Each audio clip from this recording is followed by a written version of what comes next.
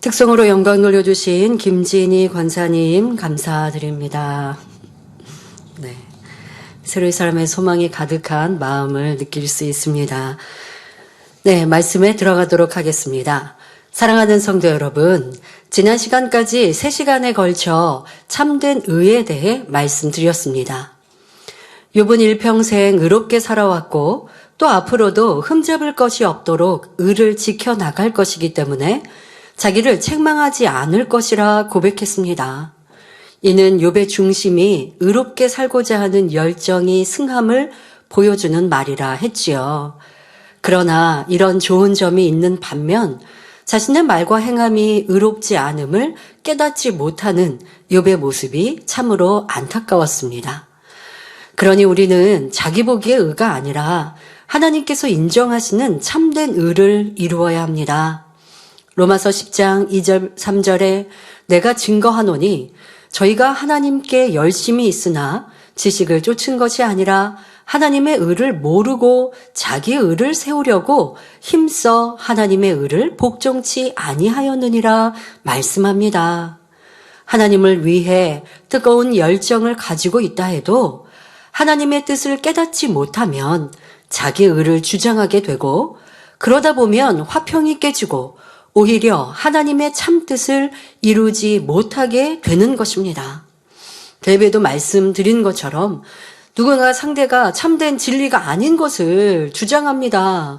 더더욱 여러분이 알고 있는 진리와 반대되는 것을 그러면서 여러분들이 잘못되었다 말합니까?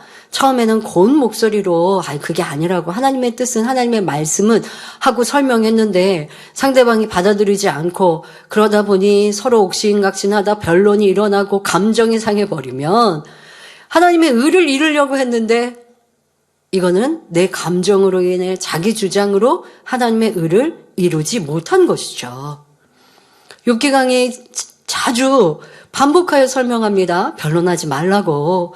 아무리 옳은 것, 진리를 설명하더라도 한 번, 두 번이면 됐고 상대가 더 이상 듣지 않으면 더 주장하는 것, 거기에다 목소리를 높이거나 또 그 말, 좋은 것과 함께 상대를 찌르는 말을 한다면 이거는 진리를 주장한 게 아니라 내 의를 주장하는 하나님의 의를 이루지 못한 것임을 다시 한번 우리는 기억해야겠습니다. 하나님께서는 욥을 참된 의인이 되도록 연단하고 계시는데 욥은 여전히 자기 의 가운데 열띤 주장을 펼치고 있습니다. 심지어 하나님이 하시는 일을 친구들에게 가르치며 전능자의 뜻을 숨기지 않겠다고 말했습니다. 과연 욥은 친구들에게 하나님의 일과 뜻을 어떻게 가르치겠다는 것일까요? 오늘 본문을 보면서 욥이 주장하는 하나님의 일과 뜻이란 무엇인지, 그 안에서 우리가 깨달아야 할 하나님의 참뜻은 무엇인지 살펴보겠습니다.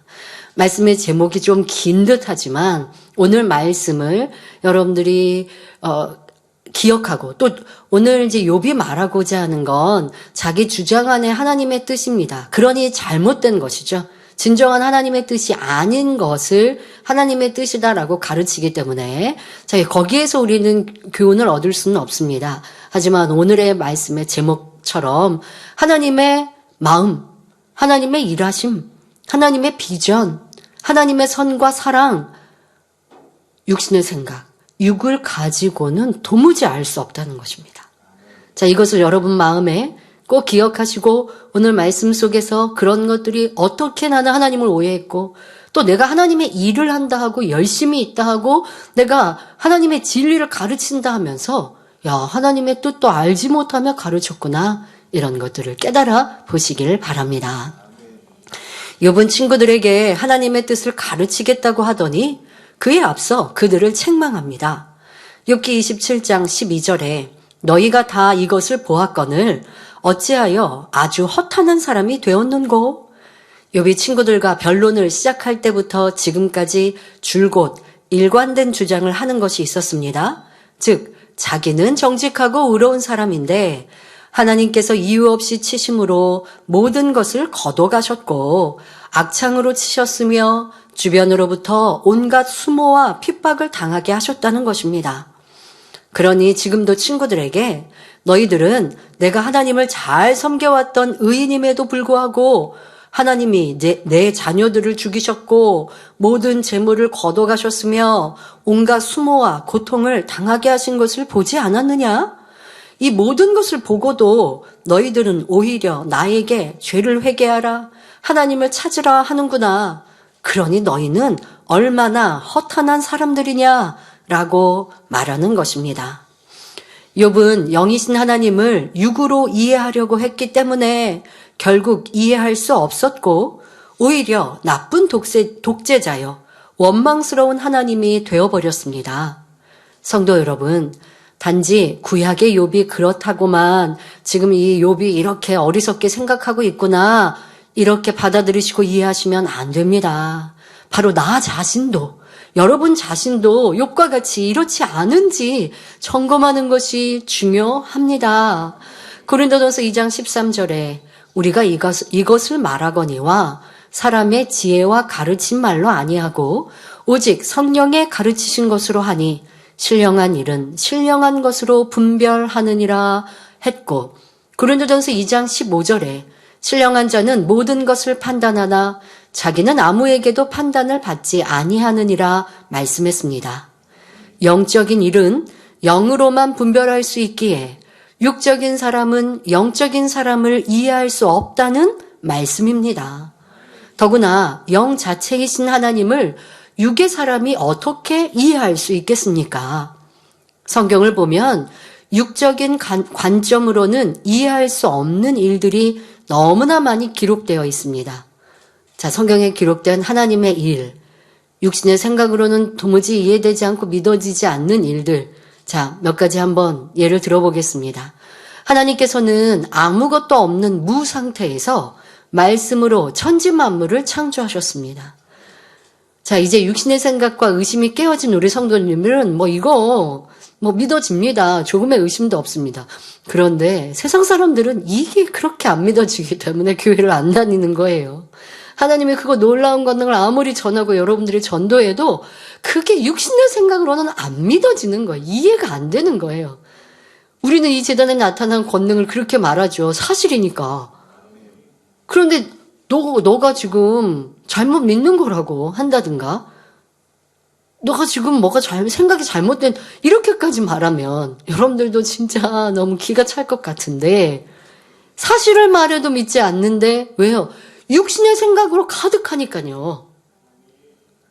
근데 그게 세상 사람에게 관하여서가 아니라 나도 육이 있고 육이 있는 이상 육신의 생각이 나온단 말이에요.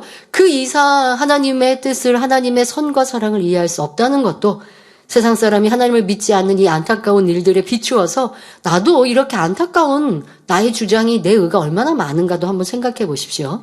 성경의 하나님의 위대한 일들, 출애굽 백성들은 거대한 홍해가 갈라져서 마른 땅으로 건넜습니다. 여리고성 주위를 13바퀴 돌고 소리를 질렀는데 금성철벽 같았던 그 성이 순간에 와르르 무너졌습니다. 심지어 하나님께서 역사하시니 해와 달이 운행을 멈추는 일도 있었지요. 육신의 생각에 많은 성경학자들은 이러한 것을 풀어갈 때도 이상하게 풀어요. 무슨 해와 달이 멈췄다. 그럼 해와 달이 멈춘 거예요. 그런데 이걸 이상하게 풀어서 무슨 개개일식이 일어났나? 이런 식으로 푼다든가. 이상하게 풀어요. 그러면 더더욱 세상 사람은 해와 달이 멈추면 이 지구에 있는 동식물들은 어떻게 사냐? 그러면 이 인력이 없어지면 어떻게 우리가 이 지구에 이렇게 살아 있었냐? 다 그러면 우주의 미아가 돼버려. 육신의 생각을 동원하면 안 돼요. 그런데 이 천지 만물을 주관하시는 분 하나님이시거든요. 해와 달이 멈추고 인력이 없든 뭐가 없어도 하나님은 있게 하시는 거예요. 하나님의 능력으로 운행되는 거예요. 육신의 생각으로 성경을 풀자면 더 이상해지지 않습니까? 자, 또 하나님의 독생자 예수님은 동정녀 마리아에게 성령으로 잉태되셨습니다. 남녀가 동침하지 않고 정자 난자가 결합하지 않았는데 예수님이 잉태되셨습니다. 바로 하나님의 능력, 성령으로 인하여서요.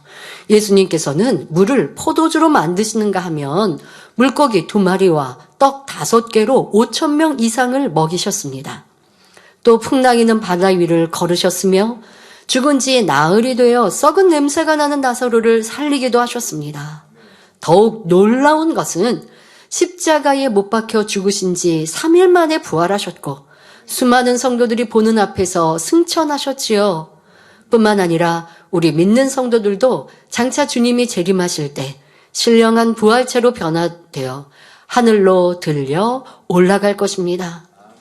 아니, 나는 100kg도 넘는 육중한 몸인데 하늘로 들려 올라갈 수 있나요? 네, 하나님의 능력으로 가능합니다. 이렇게 귀하고 놀라운 일들이 하나님의 역사입니다. 지금까지 말씀드린 것 중에서 육적으로, 육의 지식과 육적으로 이해되는 것들이 하나라도 있겠습니까? 여러분들은 지금 육적인 지식적인 것들 깨트리고 나니까 다 믿어지는데 이게 영적인 믿음을 갖지 않고 여전히 의심하는 육신의 생각이 있고 이런 육의 믿음을 가진 사람은 이게 안 믿어지는 거예요. 교회를 다니기는 하는데 하나님이 스스로 계신 분이야? 하나님 천국 가면 영원히 죽지 않고 산다고? 육신의 생각으로 생각해 보려면 머리가 아프죠. 이해가 안 되죠. 육신의 생각을 깨트려야 되는데 깨트릴 수 있는 것이 하나님의 능력이고 은혜인데 여러분들은 그 은혜를 받으셨으니 복되십니다. 육신의 생각을 깨트리지 않는 이상 사람의 한계를 뛰어넘는 하나님의 역사를 이해할 수 없습니다. 우리 교회의 역사를 보아도 그렇습니다. 1982년 개척 이후 목자님을 통하여 하나님의 권능의 역사가 무수히 나타났습니다. 그중 가장 두드러지게 나타나는 권능의 역사는 질병과 연약한 것의 치료입니다. 각종 암을 비롯하여 결핵, 중풍, 뇌성마비, 디스크, 관절염, 백혈병, 또 에이즈, 해외 나가면 에이즈 환자들 직접 눈으로 보니까요. 와, 살이 막 썩어가는 게 눈에 이렇게 보이는 거예요. 자, 이러한 질병들, 불치, 난치병으로 죽음만을 기다리던 사람들이 하나님께 믿음으로 나아와 목자의 기도를 통해 깨끗이 치료받았습니다. 뿐만 아니라 귀신 들린 사람들이 온전케 되고 소아마비, 교통사고나 각종 사고로 평생을 불구로 살아야 했던 사람들도 기도받고 그 자리에서 걷고 뛰었습니다. 그리고 정상적인 생활을 하시지요. 또한 심한 화상을 입은 사람들이 기도받은 즉시 화기가 물러가고 빠른 시간 내에 흉터 없이 깨끗해졌습니다. 뇌출혈이나 혹은 급체, 연탄가스 중독으로 의식이 없고 경직된 사람들이 기도받은 즉시 깨어나고 회복한 경우도 허다하지요. 이미 호흡이 끊어진 사람이 기도받고 살아난 경우도 많습니다. 그런가 하면 5년, 10년, 20년 동안 잉태하지 못했던 부부가 기도받고 잉태하여 건강한 아이를 낳은 경우도 무수합니다. 더구나 보지 못하고 듣지 못하며 말하지 못하던 사람들이 온전해져 하나님께 큰 영광을 돌렸습니다. 오늘날 아무리 의학이나 과학이 발달되었다 한들 죽은 신경이나 터진 고막, 태어나면서부터 보지 못한 눈, 듣지 못한 귀가 정상적으로 열릴 수는 없습니다. 그러나 하나님께서는 무엇이든지 하실 수 있으며 무에서 유를 창조하시는 분입니다. 또한 사도행전 19장 12절에 사람들이 바울의 몸에서 손수건이나 앞치마를 가져다가 병든 사람에게 얹으면 그 병이 떠나고 악귀도 나가더라 기록된 것처럼 목자님께서 기도해 두신 손수건을 통해서도 권능의 역사가 나타납니다. 그 외에도 사진이나 이름 위에 손을 얹고 기도하면 세계 곳곳에서 시간과 공간을 초월한 권능의 역사가 나타나지요. 이 권능의 역사는 여러분이 직접 보고 듣고 체험하시는 바와 같이 지금도 계속되고 있습니다. 이는 전지전능하신 하나님께서 이루신 일들이지만 사람의 생각과 지식, 이론으로는 도무지 이해할 수 없는 일이지요. 그러니 세상 사람들에게 여러분들이 전도하면서 이 권능을 설명해도 육신의 생각으로 가득한 사람들은 이게 믿어지지가 않는 거예요. 그러니까 여러분들은 믿어지고 이게 사실이니까 정말 있었던 일이니까 전도를 하고 그러니까 하나님이 살아계시다라고 외치는데 육신의 생각으로 가득한 사람은 그게 안 믿어지는 거예요. 안 믿어지는 사람들이 여러분들은 신기하시죠? 그 우리가 이 믿음이 구원받을 믿음이 있다는 거 얼마나 감사합니까? 왜 안 믿어질까? 이런 증거를 보여주는데 내가 오늘도 보니까 간증 하시는 어느 성도님이 치료받고 나니까 내가 나가서 전도하는 거예요. 그래서 뭐 여의도인가? 어디 가서 전도 돌리고 하셨다고 하더라고요. 내가 치료받으니 전할 수밖에 없는 거야. 마음이 뜨거워서. 그런데 그런 역사를 보지도 어디서 들어보지도 못했다가 갑자기 보면 이상한 거죠. 왜 이렇게 이상한 말을 하냐? 있을 수 없는 말을 하냐? 사람이 달나라에 갔다 오고 우주에 다녀오는 이런 때에 기도해서 치료받아? 보이지는 않는 하나님께 기도했더니 이렇게 불치병들이 치료받아? 어떡합니까? 정말 하나님이 살아계시는데도 그런 증거를 보여줘도 믿지 않으니. 그러니 우리 목자님께서 밤잠을 주무시지 못하면서 아버지 어찌하리요. 또 우리 만민의 성도들 권능을 보고 믿는다 하면서도 천국이 있는 거 믿는데요. 지옥이 있는 거 아는데요. 하는데도 또 세상을 짝하고 세상이 좋다 하는 이런 모습들을 보니 어찌합니까? 하실 수밖에 없으셨죠. 그러니 할 수 있는 방법은 더 크고 놀라운 권능을 쉼없이 보여주고 그리고 또 세상의 그리스도의 향기를 바라며 아버지 하나님께서 역사하시기를 우리는 기도하고 힘써 노력하되 또 듣지 않는 것 같아도 심령에 가난한 자가 있기 나름이요. 우리가 전도지를 100장을 돌렸는데 한 명이 이걸 보고 이런 일이 지금도 있어요 하고 올지 어떻게 압니까? 그러니 우리는 때를 얻든지 못 얻든지 힘써 전해야 합니다. 저와 여러분은 이 크고 놀라운 권능을 직접 보고 체험함으로 육신의 생각이 깨어졌기에 중심에서 하나님의 어떠한 역사도 믿을 수 있고 믿어지니 참으로 감사합니다. 이렇게 우리가 믿음이 성장하고 영으로 깊이 들어가기 위해서는 육신의 생각을 깨트리는 작업이 지속적으로 필요합니다. 주님을 믿는다고 하나 신앙이 정체되거나 영적 성장을 하지 못하는 사람이 많이 있는데 이는 육신의 생각으로 인해 영의 깨우침이 막혀 있기 때문입니다. 여기서 영의 깨우침이 막혔다고 해서 하나님이 안 믿어지나? 전에는 믿어졌는데 정체되어 있는 그런 신앙에서는 다시 의심이 와서 그러나? 이거랑은 달라요, 여러분. 육신의 생각이라는 것이 꼭 하나님을 믿지 못하고 내세를 믿지 못하는 의심만 있는 게 아니죠. 육이 있는 이상, 육은 뭐예요? 비진리잖아요. 내 안에 비진리가 있는 이상 비진리의 생각을 합니다. 자, 그리고 비진리가 있는 이상 사단이 생각을 통해서 이 비진리를 움직이고 갖는 생각과 느낌과 감정이 육신의 생각이죠. 누구를 미워한다. 미운 생각. 이게 육신의 생각이에요. 자, 그런데 지금 말씀드린 육신의 생각을 버리지 않아서 영의 깨우침에 막혀 있기 때문에 믿음의 성장을 이루지 못하는 거. 이제 뒤에도 설명합니다만은 이때 육신의 생각은 바로 내 안에 선, 사랑, 진리 이런 하나님의 마음과 하나 되지 못하는 비진리의 마음들, 거기서 나오는 육신의 생각들. 누가 나를 힘들게 하니까 영 불편해요. 이거 육신의 생각이거든요. 그러니까 이 육신의 생각으로 가로막혀서 영의 깨우침을 갖지 못해요. 영의 깨우침은 뭐예요? 사랑해야 돼, 용서해야 돼, 이해해야 돼 라고 하는 성령의 주관을 순종하지 않으니까 정체돼 있는 거예요. 자, 이러한 면으로 오늘 말씀을 여러분들이 이해하시면 되겠습니다. 자, 본문에서 욥도 하나님을 자기 입장, 육신의 생각으로 바라보고 생각하니 오해하고 판단하고 있는 것입니다. 어떻게 해요? 하나님은 나를 이렇게 책망하시고 나를 괴롭게 하시고 나를 힘들게 하셔. 자기 입장에서 생각하고 있죠. 그리고 나를 지적하고 있는 저 친구들은 못된 사람들인데, 악한 이들인데 왜 하나님은 저들을 안 치시고 나를 치시나? 이러한 불편한 마음, 이게 얼마나 비진리의 마음이에요. 그러니까 이런 비진리의 마음이 있으니까 계속하여 하나님의 선하신 마음을 이해하지 못하고 오해하고 하나님을 정죄하고 있더라는 것이죠. 이렇게 육신의 생각으로는 하나님의 일을 이해할 수도 없고, 자, 여기에서 하나님의 일을 여러분들이 여러 가지로 대입해 보시면 돼요.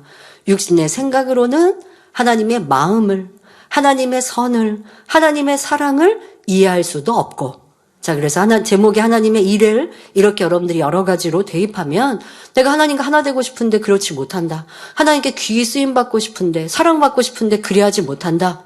바로 내 안에 비진리가 많이 있길 까닭에 그 하나님의 마음과 하나 되지 못하여서 그렇구나라는 것을 아시면 되겠습니다. 또한 육신의 생각은 하나님의 역사를 끌어내릴 수도 없음을 명심해야 합니다. 여기서 하나님의 역사는 무엇입니까? 그거 놀라운 권능과 능력뿐만 아니라 응답도, 축복도, 치료도 하나님의 역사이거든요. 자, 여러분들이 그거 내가 치료받기 위해 응답받기 위해 열심히 기도했어요. 그러다 나에게는 응답도 없고 하나님의 역사가 나타나지 않아요. 왜요?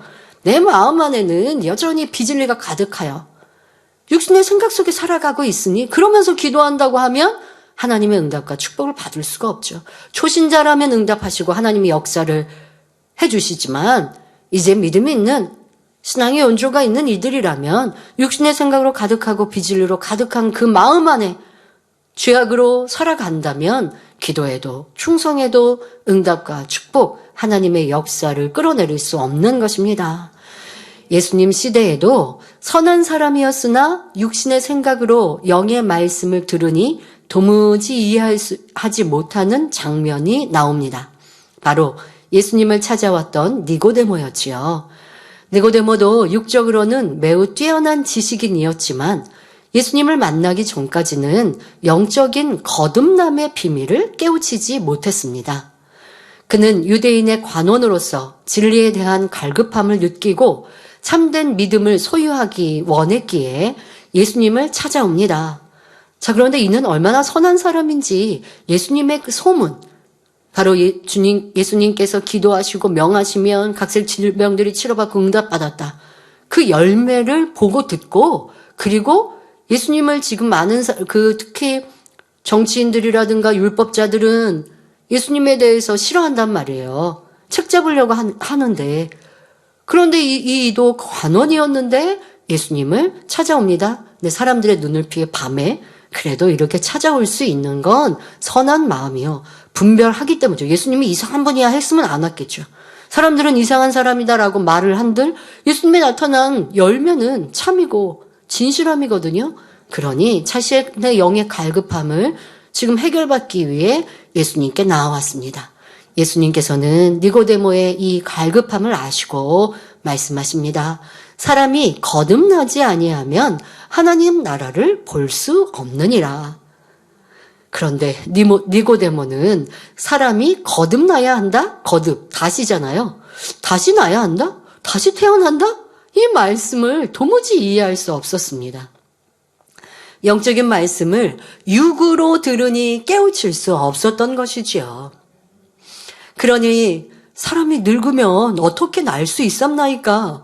두 번째, 모태에 들어갔다가 날 수 있삼나이까? 라고 다시 여쭈었지요. 저는 어렸을 때 이 성경을 읽으면서 도리어 니고데모의 이 말이요. 이게 지금 무슨 말이지? 왜? 원체 거듭남의 의미를 알고 있잖아요. 성령으로 거듭난다라는 이거를 알고 있으니까 그러니까 도리어 지금 초등학생 때는 그 단어의 의미들을 잘 모르니까 예수님께서 거듭나야 된다라고 하는 게 다시 태어난다라는 의미구나 이렇게 이해를 못하니까 그냥 거듭나면 성령으로 다시 내가 영을 살리는 거야 이 의미를 알아요. 그러니까 예수님이 정답을 주셨어요. 근데 니고데모가 아니 엄마의 뱃속에 다시 왜 이런 질문을 했지? 전 도리어 어렸을 때 성경을 읽으면서 이 니고데모의 질문이 이해가 안 됐는데요. 어른이 돼 보니까 이 단어의 의미를 정말 육적으로 이해했기 때문에 이렇게 질문할 수밖에 없었구나라는 걸 알 수 있죠. 자, 이러한 육적인 질문에 예수님께서는 말씀하십니다. 사람이 물과 성령으로 나지 아니하면 하나님 나라에 들어갈 수 없느니라. 육으로 난 것은 육이요 성령으로 난 것은 영이니 내가 내게 거듭나야 하겠다 하는 말을 기이 여기지 말라 하십니다. 이는 사람이 천국에 들어가기 위해서는 영이 다시 태어나야 한다는 말씀이지요. 인류의 시조 아담은 생명으로 지음받았지만 범죄함으로 인해 영이 죽고 말았습니다. 이후로 아담의 후손들도 영이 죽은 육의 상태로 태어났으며 모든 인류는 영이 죽은 육의 사람으로서 천국에 갈 수 없게 되었지요. 그러므로 누구든지 천국에 들어가려면 죽은 영이 살아나야 합니다. 바로 물과 성령으로 거듭나야 하는 것이지요. 이것을 설명하는 것이 거듭남인데 니고데모는 처음에는 전혀 알아듣지 못하였습니다. 이어 예수님께서는 바람이 임의로 불매 내가 그 소리를 들어도 어디서 오며 어디로 가는지 알지 못하나니 성령으로 난 사람은 다 이러하니라 답하셨습니다. 우리가 바람을 볼 수 없고 그 방향을 예측할 수 없는 것처럼 영의 세계의 일들은 오직 하나님의 역사와 성령의 능력으로만 알 수 있고 체험할 수 있다는 것입니다. 이 말씀을 듣고 변화된 니고데모는 훗날 예수님을 죽이려는 바리새인들 앞에서 담대히 예수님을 변호했습니다. 예수님이 십자가에 못 박혀 돌아가셨을 때에는 모략과 침향을 가지고 와서 장사를 준비하기도 했습니다. 이는 그가 예수님의 말씀을 통해 영적인 깨달음을 얻고 참된 가치를 깨달았기 때문이지요. 우리도 말씀을 영으로 깨닫고 양식 삼기 위해서는 더욱 불같이 기도하여 육신의 생각을 깨트리고 성령의 감동 가운데 깨달을 수 있도록 힘써야 합니다.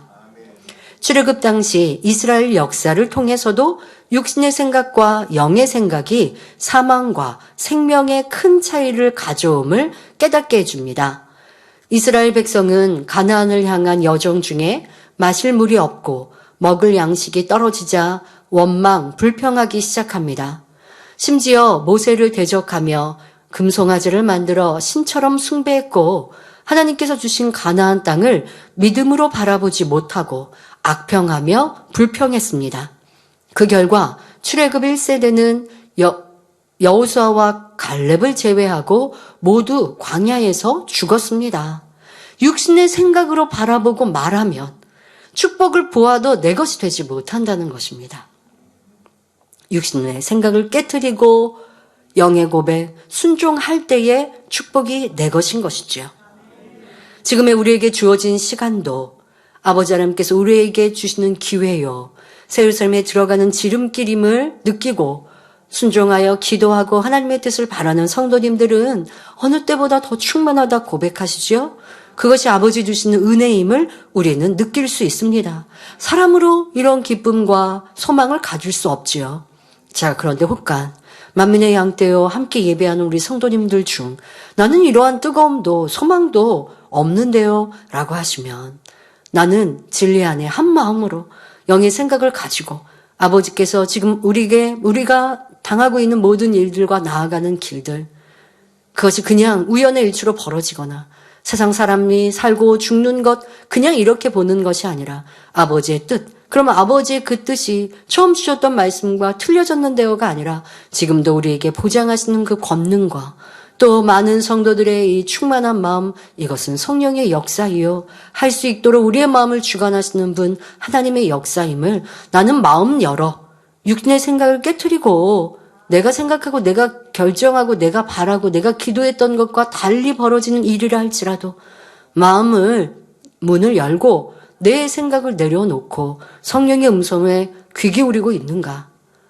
아니면 성령의 음성이 아니라 그냥 내가 옳다, 그러다, 이렇다, 저렇다 생각한다면 자칫 육신의 생각에 머무를 수밖에 없는 것이죠. 자, 그러면 무엇이 좋을까요? 성령 충만하게 행복하게 손에 손잡고 새 예루살렘 함께 갑시다 하는 충만한 성도들과 이게 무슨 일인가? 여전히 나는 아직도 어리둥절해 라는 것과 무엇이 낫겠고 딱 한눈에 보면 무엇이 아버지의 뜻이라 성령의 역사를 할 수 있겠는지요. 출애굽 1세대는 육신의 생각으로 보여지는 대로 말하고 행하니 결국 광야에서 모두 죽을 수밖에 없었던 것. 사람이 보는 것 그대로 거기에서 느끼죠. 그러니까 보는 눈 굉장히 중요합니다. 듣는 귀 굉장히 중요합니다. 영향을 많이 받거든요. 그리고 생각이 동원되죠. 그런데 이 생각을 주관자가 나인 것 같지만 사단인 일들이 많이 있거든요. 사단의 역사 가운데. 그러니 눈도 귀도 닫고 성령과 묵묵히 묵상하고 기도할 때 성령께서 주시는 음성 속에 답을 얻으면 혼돈하지 않아요. 그래서 이런 시간에 함께 발맞추어 가는 모든 성도님들 되시길 바랍니다. 자, 그런데 여호수아와 갈렙은 출애굽 2세대들과 함께 하나님 약속을 믿고 순종하여 적과 꿀이 흐르는 가나안 땅에 들어갈 수 있었습니다. 여호수아와 함께하는 이스라엘 백성들은 출애굽 1세대와는 달랐습니다. 이들은 어려서부터 하나님의 말씀으로 양육받으며 수많은 권능의 역사를 보면서 믿음의 사람이 되었기 때문입니다. 또 그들의 부모 세대가 왜 가나안 땅에 들어가지 못하고 40년간 광야에서 연단받으며 죽어갔는지 마음에 새겨왔지요. 그러니 무수한 역사를 체험하고도 끊임없이 모세를 원망한 부모 세대와는 달리 여호수아에게 전폭적으로 순종할 것을 맹세합니다. 그리고 실제로 순종의 행함을 보이지요. 이스라엘 백성이 가나안 땅을 정복해 들어갈 때 하나님께서는 여리고성을 엿새 동안은 하루에 한 바퀴씩, 마지막 7째 날에는 7바퀴를 돌고 큰 소리로 외치게 하셨습니다. 사람의 생각으로는 철벽 같은 성이 그 주변을 돈다고 해서 무너질 리 없고, 더구나 무방비 상태로 돈다는 것은 위험한 일이었습니다. 그런데 이스라엘 백성은 한 사람도 불평, 불만 없이 여호수아의 말에 순종했습니다. 그들이 온전히 순종하여 7일 동안 총 13바퀴를 다 돌았을 때 비로소 하나님 방법으로 성을 무너뜨려 주셨습니다. 이처럼 육신의 생각을 깨뜨리고 말씀에 순종할 때 하나님의 놀라운 역사가 나타나는 것입니다. 그러나 이러한 일은 육의 사람의 생각으로는 이해할 수도 믿을 수도 없지요. 그러니 당연히 순종이 안 나오지요. 오직 영으로만이 아버지 하나님의 마음을 이해할 수 있고 하나님 나라를 볼 수 있으며 하나님의 능력을 체험할 수 있는 것입니다. 그러면 우리가 육신의 생각을 신속히 깨트리려면 어떻게 해야 할까요? 씨앗의 비유를 들어보겠습니다. 땅에 떨어진 씨앗은 싹을 내고 뿌리를 내리기 위해 스스로 죽어져 모든 것을 양분으로 내어줍니다. 그러니까 자기 그 씨앗이 죽어져서 그 씨앗 자체에 있는 양분을 흙과 함께 흙에 떨어져서 썩어져서 흙에서 양분을 뽑아서 뿌리를 내리는 것뿐 아니라 지금 씨앗 자체에 있는 양분조차도 다 뿌리와 잎으로 내어줘야 돼요. 비록 자기 형체는 없어질지라도 새 생명체를 탄생시켜 많은 열매를 맺을 수 있습니다. 그런데 싹이 날 수 있는 조건이 갖춰졌다 해도 씨앗이 스스로 죽지 않으면 아무런 열매를 맺지 못합니다. 이런 자연의 법칙은 영적으로도 동일하게 적용됩니다. 고린도전서 15장 31절을 보면 사도 바울이 형제들아 내가 그리스도 예수 우리 주 안에서 가진 바 너희에게 대한 나의 자랑을 두고 단언하노니 나는 날마다 죽노라 고백합니다. 여기서 날마다 죽는다는 것은 사람의 몸이 죽는다는 의미가 아니라 예수 그리스도를 알기 전 형성된 자기에 대하여 죽는다는 뜻입니다.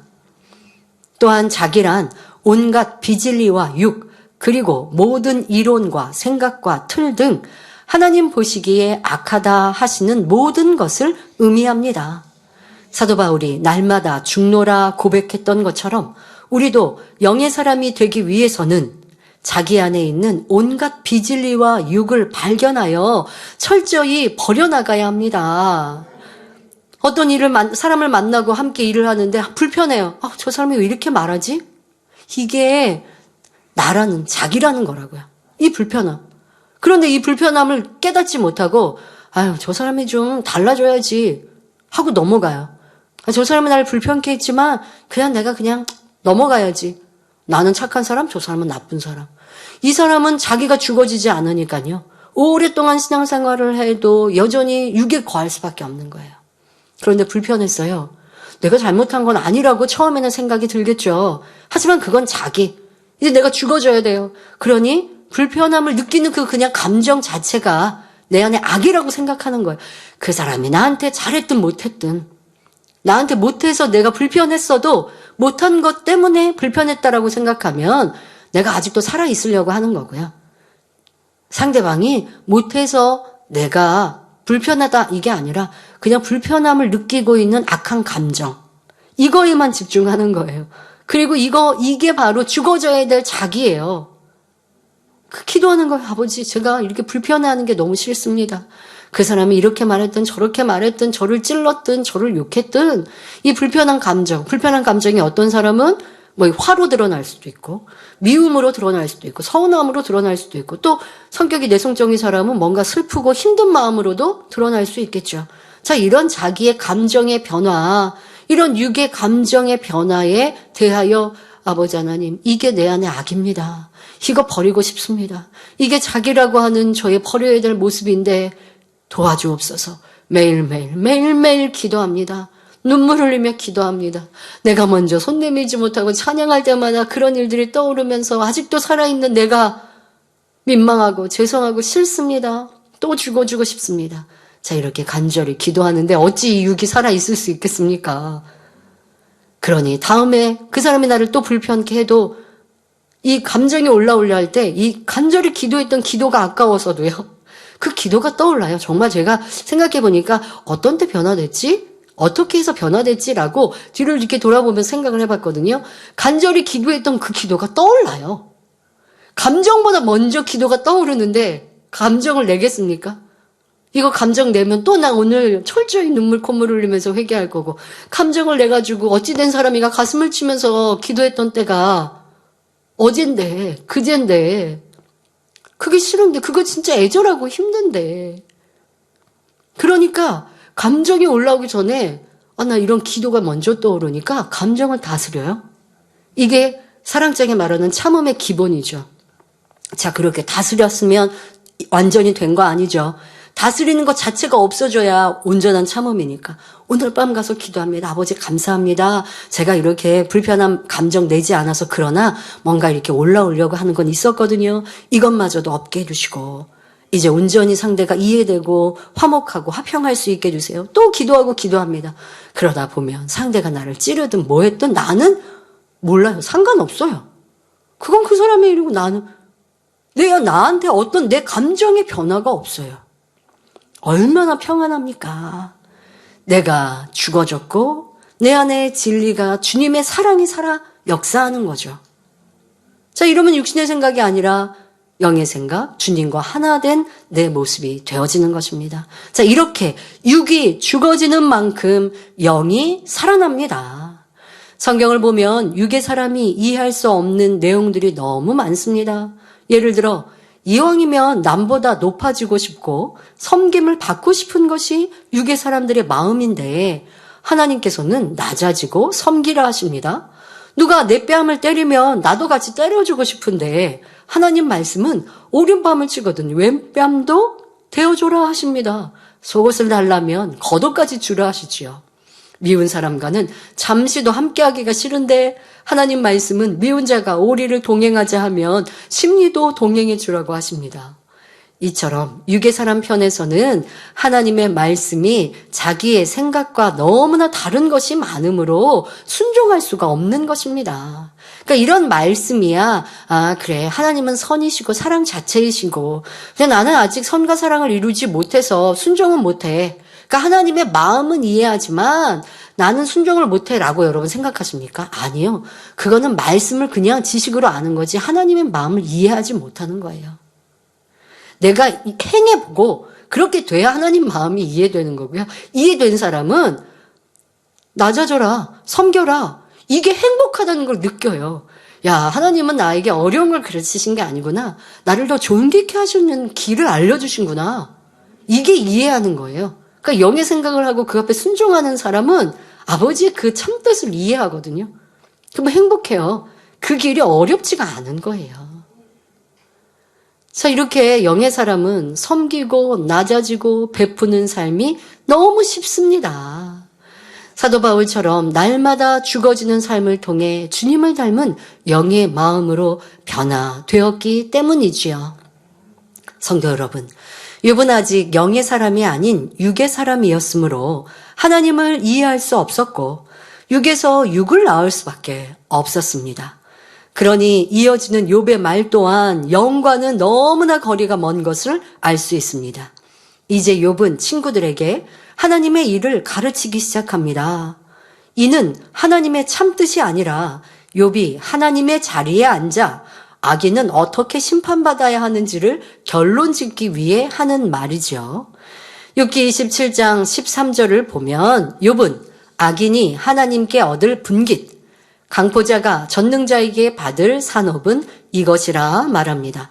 여기서 이것이라 하는 상세한 내용은 14절부터 자세히 설명하는데 한마디로 심판을 받아야 한다는 말입니다. 강포자란 몹시 우악스럽고 사나운 사람을 말합니다. 욥은 왜 악인이나 강포자가 하나님으로부터 심판을 받아야 한다고 하는 것일까요? 믿음이 없는 세상 사람들 중에는 포악한 사람을 대할 때 저 사람이 사고나 재앙을 당하여 잘못되었으면 좋겠다. 어디가 다리 몽둥이가 부러졌으면 좋겠다. 저 사람은 악하니까 나를 괴롭히니까 좀 어려움을 당했으면 좋겠다. 라고 생각하거나 말하는 경우가 있습니다. 아니면 그 사람이 잘 되고 있을 때 저 사람 금방 망할 거야. 또 잘 안 될 거야. 라고 내 바램을 저주하듯이 말합니다. 악인은 그에 합당한 보응을 받아야 한다고 생각하기 때문이지요. 욥도 바로 이런 마음이었습니다. 여러분, 여기서 나는 그렇지 않은가 생각하는 게 좋아요. 그게 중요해요.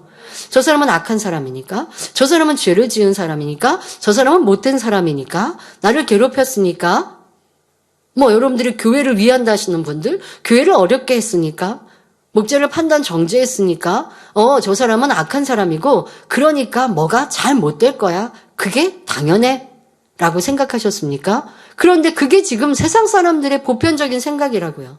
욥도 지금 그렇게 생각하고 있다고요.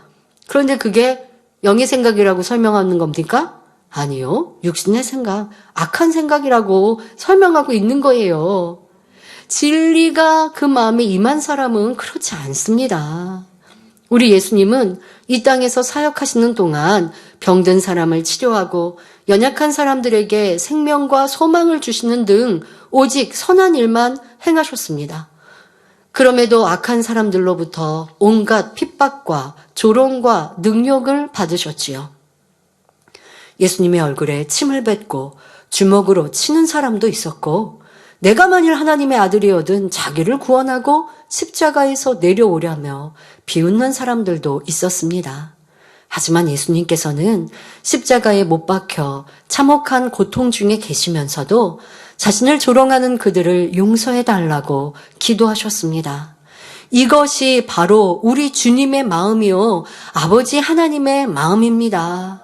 저와 여러분은 하나님의 아들, 딸들이니 이러한 아버지의 용서와 사랑의 마음을 이해하며 닮는 것이, 닮아가는 것이 마땅하지요.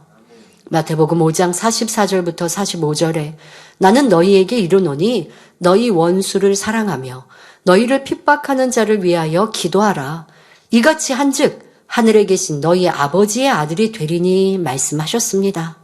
그러니 우리는 자신을 애매히 핍박하는 사람이 있을 때 그를 미워하는 것이 아니라 하나님의 자녀답게 아버지 하나님, 저분이 회개하고 돌이킬 수 있게 도와주세요. 저분도 진리 가운데 살게 도와주세요. 라고 기도할 수 있어야 합니다. 부모로부터 악한 길을 받고 태어나거나 자라면서 너무 나쁜 환경의 영향으로 악이 심어진 사람들은 원수마귀 사단의 역사를 받아 악의 길로 가는 것이니 그들을 더욱 불쌍히 여기고 기도해 주어야 하는 것입니다. 죄는 미워하되 사람은 미워하지 말고 로마서 12장 21절의 말씀대로 악에게 지지 말고 선으로 악을 이겨야 하지요. 여러분, 이런 말씀을 욥기에서도 참 자주 말씀하고 있습니다. 그런데 이건 반복적이라고 생각하지 마시고요. 내가 꼭 이루어야 될 차원이다. 나를 괴롭게 하고 우리가 선의 단계도 사랑의 단계도 들었어요. 저도 그런 말씀 들을 때마다 너무 큰 은혜를 받았고 내가 지금은 선하지 않구나 깨달은 적도 있었고 이게 아주 선의 기본적이고 기초적인 단계에 머물러 있구나 민망한 적도 있었고 더 아버지의 기뻐하시고 인정받는 선의 단계로 오르기 위해 기도하고 기도했습니다. 그런데 선의 단계, 사랑의 단계, 최고의 단계는 악인이, 나에게 악으로 나오는 악인을 위해서 생명도 줄 수 있는 단계래요. 예수님은 그리하셨고 스데반 집사는 그리했는데, 그런 단계를 저는 들으면서 내가 그런 단계에 이른다? 이거는 못할 거는 아니지만 제가 뭐 그런 일을 당할 일은 없으니까. 참 이런 단계까지 이른다? 우리 예수님의 그런 아름다우신 마음, 그래 나도 닮아야 하는데 이런 단계는 어떤 단계일까? 차마 그런 단계, 왜냐면 그 단계에 미치지 못하면서 또 그 단계까지 기도할 수도 없고 안 할 수도 없고, 단계를 놓고 기도하면서는 해봤지만 뭐 딱 그 단계에 아버지 제가 죄인에 대해서 아니면 악인에 대해서 목숨도 바치는 이렇게 막 간절히 기도하는, 예전엔 그렇게 기도 담대히 할 수 없었어요. 자, 점점 우리가 변화되어지는 만큼 이제 그런 단계까지 아버지는 요구하시죠. 원하시죠. 그러면 어렵고 힘들어서 못 가는 게 아니라 가야 해요. 그래서 지금의 이런 말씀이 욥기 강해에서 욥과 욥의 친구의 변론에 이게 반복되는 무슨 뭐 탁구 치는 것도 아니고 계속 감정으로 네가 옳다 내가 옳다 하고 있는 이런 단편적인 말씀 안에 우리는 굉장히 깊은 아버지의 선과 사랑을 듣고 있어요. 그런데 그래 알아. 이거 아는 거 아니에요. 아버지의 이런 마음을 이해하고 나에게도 그런 마음이 되라고 하시는 건 세울 삶으로 이끄시겠다는 거예요. 여러분 정말 세울 삶 가려면 이런 마음은 당연히 되어야 돼요. 그런데 누가 나를 좀 힘들게 해보세요. 누가 나를 좀 서운케 해보세요. 그럼 입이 이만큼 나와 있고 충만하면 잃고요. 저 사람 뭔가 좀 시험 들었나 주변의 사람들이 다 알아요. 그리고 어느 정도 시간이 지나면 이제 좀 뭐 그래도 만민의 양떼니까 회복은 해요. 거기서 계속 머물러서 시험 들지는 않죠. 또 회복은 해요. 그러나 내 마음 그릇은 아직도 그런 경우 또 만나면 또 힘들어요. 어떤 큰 소리 내고 싸우고 다투지 않으려고 한 걸음 물러섰지 품은 거 아니에요. 이긴 거 아니에요. 그게 여러분들의 숙제예요. 아직 해결하지 못한 숙제 풀어가야 돼요. 계속해서 기도하셔야죠. 서운했던 내 마음을, 이게 서운했던 그 마음, 비질의 마음, 이런 마음에서 힘든 생각이 들어왔고 내가 지금까지 이렇게 열심히 했는데 알아주지도 않는데 이런 육신의 생각이 들었고 그러니 하나님의 역사를 받을 수 없었던 것, 이렇게 여러분들이 내 문제를 찾아서 이제 그 마음에 아버지의 선과 사랑을 이룹시다. 누가 나를 죽이려 하는 악인이라 할지라도 그를 위해 대신하여 생명을 내줄 수 있는 마음? 이게 얼마나 아름다운 마음인가. 꼭 그래야 하나요? 그렇다면 여러분, 육신의 생각은 하나님의 일을 이해할 수 없다고요. 딱 그런 모습이죠. 꼭 그래야 하나요? 라고 한다면 교회 안의 운영도 하나님의 일도 악한 이들과의 세상과의 많은 관계 속에서 지혜롭게, 그렇다고 해서 하나님의 영광이 가리워지는 것을 그냥 보고 있으라는 것은 아닙니다. 당연히 하나님의 의로 이를 해결하고 풀어가야 하죠. 그러나 용서하고 때로는 우리가 참아주고 기다려주는, 대항하고 싸우고 다투고 할 일이 아닌 것들에 대하여 나는 내 감정이 앞서지는 않은가라는 것으로 이런 말씀 안에 여러분들의 교훈을 꼭 삼으시길 바랍니다. 더더욱 죄인을, 그러니까 죄를 지은 사람들, 악을 바라는 사람들, 이런 사람을 강압적으로 다스리면 오히려 분노의 감정을 일으킵니다. 하지만 반대로 사랑과 선으로 대하면 자신의 죄악을 부끄럽게 느끼며 깨달음과 돌이킴의 열매를 거둘 수 있습니다. 그런데 욥은 이러한 진리를 알지 못합니다. 여전히 눈에는 눈으로, 이에는 이로 율법적인 해결을 하려는 마음뿐입니다. 그러니 악한 사람들은 심판을 받는 것이 마땅하다고 생각할 뿐만 아니라 그들이 어떤 심판을 받아야 하는지 구체적으로 설명합니다. 욥기 27장 14절 15절에 그 자손이 번성하여도 칼을 위하며 그 후에는 식물에 배부르지 못할 것이며 그 남은 자는 연병으로 묻히리니 그의 과부들이 울지 못할 것이며 했지요. 자, 이 지금 두 절을 읽으니까 여러분들이 참 좀 어마어마한 말 같지 않으십니까?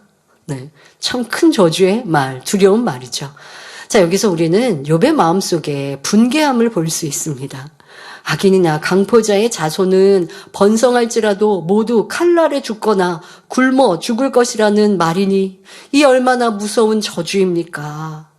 욥은 악한 당사자뿐 아니라 그 후손들까지 미워하여 없애버리고자 하는 마음을 갖고 있지요. 혹 그 후손 중에 남은 사람이 있다면 연병으로 죽을 것이라 말합니다. 연병은 장티푸스를 뜻하거나 전염성 질병을 의미합니다. 장티푸스는 급성 전염병 중의 하나로 의학이 발달하기 전 과거에는 사람들이 떼죽음을 당하기도 한 무서운 병이었습니다. 이런 질병으로 남을 저주한다는 것은 마음에 악이 있기 때문이지요. 현재 욥이 겪고 있는 아픔과 고통은 이해되지만 자신이 아프다고 해서 남까지 잘못되기를 바라는 건 반드시 버려야 할 악의 감정입니다. 참으로 선하다면 자신은 잘못될 망정, 상대는 더 잘 되기를 원해야 합니다. 그런데 진리로 변화되기 전에는 자신이 불행하면 상대도 불행하기를 바라는 것이 보통 사람들의 마음입니다. 욥이 생각하기에 자기는 의인인데도 이렇게 고통을 당하고 있는데 악인이라면 과연 어떻게 심판을 당할 것인지 상상하면서 이를 구체적으로 친구들에게 가르쳐 나가고 있습니다. 악인의 후손 중 남은 사람은 연병으로 죽게 되어 과부들이 기가 막혀 울지도 못할 것이라고 합니다. 악인들은 전부 다 멸망당해 버리라는 말이지요. 이는 욥에게 용서의 마음이 조금 더 없음을 보여주는 말입니다. 비단 욥뿐 아니라 진리 안에 들어오지 못한 일반 사람의 마음이 그렇습니다. 욥처럼 정직하고 덕행 있는 사람의 마음도 이런데 하물며 온갖 죄악 가운데 살아가는 사람들이 욥과 같은 처지에 있다면 얼마나 악을 바라겠습니까? 이런 사람에게 원수를 사랑하라는 진리의 말씀은 아예 귀에 들어오지도 않을 것입니다. 그러나 복수는 또 다른 복수를 낳는다는 말이 있습니다. 복수가 계속되면 결과적으로 모두가 상처받게 되고 아무도 이길 수 없음을 알아야 합니다. 우리나라 속담에 때린 사람은 다리를 오그리고 자고 맞은 사람은 다리를 펴고 잔다는 말처럼 악을 악으로 갚지 않은 사람의 마음에는 참 평안이 임하니 진정한 승리자가 되는 것입니다. 더 나아가 잠언 19장 11절에 허물을 용서하는 것이 자기의 영광이니라 말씀한 대로 우리가 중심에서 용서하면 결국 자신에게 영광으로 돌아옵니다. 우리 예수님께서는 참된 용서와 참 사랑을 실천하셨기에 사망 권세를 깨트리고 승리하여 만왕의 왕, 만주의 주가 되는 영광을 얻으셨습니다. 그러므로 하나님을 믿는 우리도 마땅히 예수 그리스도의 사랑을 실천해야 합니다. 그리할 때 우리에게 돌아오는 영광이 무엇인지 성경에 기록되어 있습니다. 요한계시록 22장 5절에 다시 밤이 없겠고 등불과 햇빛이 쓸데없으니 이는 주 하나님이 저희에게 빛이심이라 저희가 세세토록 왕노릇하리로다 말씀합니다. 예수 그리스도의 마음을 닮은 자녀들이 장차 영화로운 천국 새 예루살렘에서 하나님의 영광 가운데 세세토록 왕노릇하며 살아가게 되는 것입니다. 그러므로 모든 성도님들은 어떤 상황에서도 선으로 악을 이기며 사랑으로 용서함으로 아름답고 위대한 승리자가 되시기 바랍니다. 그리하여 이 땅에서도 참 평안을 누리고 장차 하나님 보좌가 있는 새 예루살렘에서 해와 같이 빛나는 영광을 누리시길 기원합니다. 결론을 말씀드립니다. 사랑하는 성도 여러분, 욥은 자신의 악이 있기에 여전히 육신의 생각을 하며 하나님의 선과 사랑에 대해서도 판단하고 있습니다. 이렇게 우리 안에 비진리가 있고 죄악이 있는 이상 선과 사랑을 보아도 이해하지 못하고 불편해하며 꼭 그렇게 해야 하는가 생각하기도 합니다. 어떤 경우는 악한 사람이 머리일 수도 있어요. 그러면 악한 사람이 머리이면 주변에 또 그 아랫사람과 주변에 있는 사람들이 조금 어려움도 당하고 피해도 당하지 않습니까? 그러면 이제 그 밑에 있는 사람들은 이 내 위에 있는 사람을 더 위에서 아니면 또 어떠한 경우 또 힘으로 좀 지적하고 나무라고 눌러주면 참 좋겠어요. 그 변화시키거나 아니면 이 사람이 합당하지 않으니까 좀 자리를 옮겨주면 좀 대놓고 지적하면 변화야 개인이 하는 거고 그 사람이 그렇게 권면을 해도 뭐 지적을 해도 안 들으면 좀 옮겨주든지. 자, 이게 그와 함께하는 사람들의 마음이겠죠. 그런데 그렇게 안 돼요. 그렇게 안 해주시는 거예요. 자꾸 보고를 하고 뭘 전달을 해도. 그러면 마음이 영 안 좋죠. 왜 내 윗사람이 악한데 왜 그냥 둬서 우리까지 이렇게 피해를 보고 힘들게 하는가. 사람을 바꿔주면 참 좋겠다라는 생각을 합니다. 저도 예전에 그런 일들을 보고 생각도 해보았고 또 지금은 제가 교회의 머리로서 그런 일들을 치료해 가야 합니다. 그럴 때 생각해 보았습니다. 아버지 하나님이 원하시는 뜻은 무엇일까? 죄송합니다마는 그 악한 사람 밑에서 왜 저 사람은 악한데 왜 저 사람을 안 옮겨두시지? 하는 그러한 일꾼들도 다 같이 연단받고 있는 거예요. 나를 이로 인하여 변화시키고 계시는 거예요. 이분이 없으면 신앙생활 아주 태평성대로 잘할 것 같아요. 이분 때문에 뭐가 너무 힘들고 괴롭고 막 감정이 일어나서 이분만 없으면 나는 천사 같고 성결될 것 같으세요? 아니요. 그분 때문에 내가 성결되고 있는 거예요. 성결은 아직 못 됐죠. 자기를 발견하고 있는 거예요. 불편한 마음, 싫은 마음. 왜 저렇게 행동하지? 왜 저렇게 말하지? 저건 잘못된 거 아니야? 그러니까 좀 더 위에서 이런 걸 알아서 좀 시정하게 해주셔야 되는 거 아니야? 우리에게, 나한테 이렇게 피해가 오는데? 이게 다 내 편에서, 내 유익에 따라 생각하고 있는 거예요. 이 사람 바꾸면 더 좋은 사람이 온다라는 보장도 없겠지만, 서로가 변화되고, 서로가 깨어지고 있는 거예요. 그리고 여러분들에게 주어진 환경 속에 내가 그 사람이 영 불편하거나 악이 많이 보인다? 그러면 악이 보이는 내 눈에는 뭐가 있을까요? 나는 어떠한 사람일까요? 라는 마음으로 당연히 나와 함께하는 사람들이 선하기를 바라고 사랑과 용서로 좋은 천국에 함께 가고 또 나보다 앞선 사람이면 지혜롭고 능력이 있어서 나를 잘 이끌어주면 좋겠죠. 하지만 누구에게 뭘 바라는 게 아니라 내가 기도하여 하나님 앞에 더 성결로 또 하나님 앞에 답을 얻고 내 환경과 조건이 좋지 않다면 이 또한 하나님께 묵묵히 기도하며 어려운 상황 속에서도 하나님의 기뻐하시는 선택과 진리를 향해 달려가면 하나님은 이 환경을 통해 나를 변화시키시거든요. 자, 이렇게 우리가 생각해야 하는데 그렇지 않고 왜 그냥 그 사람을 그냥 두지? 그냥 우리가 너무 힘든데 왜 몰라주지? 라고 하는 것 자체가 내 안에 선과 사랑이 부족하고 내 마음대로 내 뜻대로 하고 싶어하는 이기적인 모습인 것이죠. 누구나 다 주변에 모두가 힘들어합니다. 그 한 사람 때문에 그러면 아버지께서 힘들어하는 우리 누구나를 더 선하게 그 염소 한 사람 한 명 때문에 우리 모두를 더 선하게 만들고 계시는 거예요.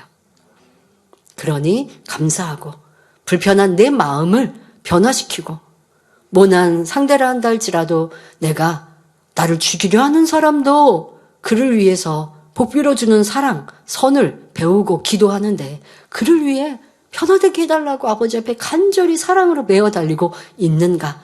그런 내 마음이 되면 결국 아버지는 상대를 변화시키든 아니면 내 환경을 바꾸시든 가장 합당하게 축복으로 역사해 주실 것입니다. 자, 또한 당장 이해할 수 없는 하나님의 계획과 섭리. 자, 이러한 일들에도 육신의 생각이 많은 사람은요, 불평하고 원망하며 힘들어합니다. 자, 그런데 육신의 생각이 많으면요, 하나님의 일을 이해할 수가 없으니까요, 현실, 아까 말씀드린 출애굽 1세대와 같이 하나님의 일들이, 모든 일들이 다 불평불만이 많아요. 이건 왜 이렇게 하지? 이렇게 하면 좋은데? 출애굽 1세대가 그러고 있잖아요. 왜 하나님께서는 우리를 가나안 땅으로 곧바로 안 들어가게 하시고 이렇게 돌아가게 하시고 왜 이렇게 힘들게 하고 어렵게 하시지? 계속 불평 원망? 이거는 바로 육신의 생각이 많기 때문이고 그럼 하나님은 왜 그렇게 돌아가게 하셨을까요? 그래야 그나마 그들이 변화되는 과정과 시간이 필요했기 때문인 것이죠. 전쟁을 만나면 만약에 곧바로 가나안 땅에 들어가는 길에 힘센 이방 나라와 전쟁을 해버리면 그거는 이제 완전히 져버리는 거잖아요. 그러니 전쟁 없으나 그러나 그 속에서 연단을 받아 육신의 생각을 깨트릴 수 있는 길로 안내하시는데 육신의 생각에 많으니 계속 불평, 원망하고 있더라는 것입니다. 하나님의 일은 시험과 연단, 어려움 중에 선과 사랑, 믿음을 내보일 때 이루어집니다. 그런데 육의 사람, 육신의 생각으로는 당장의 유익과 편리를 구하니 하나님의 역사를 이룰 수 없는 것이지요. 그러니 우리는 신속히 선과 사랑, 주님의 아름다운 마음을 이루어 하나님께서 이루시는 기이하고 놀라운 일들을 체험할 수 있기 바랍니다. 하나님의 역사는 육신의 생각과 방법으로 결코 이룰 수 없습니다. 오직 선과 사랑, 믿음으로 이룰 수 있음을 명심하여 항상 영의 생각, 영의 마음을 이루는 복된 성도님들이 되시길 주님의 이름으로 축원합니다. 말씀 참고하시면서 함께 기도하겠습니다. 좋으신 아버지 하나님, 오늘도 욥은 겠다. 그것도 하나님의 뜻을 가르치겠다 합니다. 그런데 말하는 하나님의 뜻이라는 것이 악한 자에게는 이런 심판이 있다라고 말하고 있습니다. 이것은 하나님의 뜻, 하나님의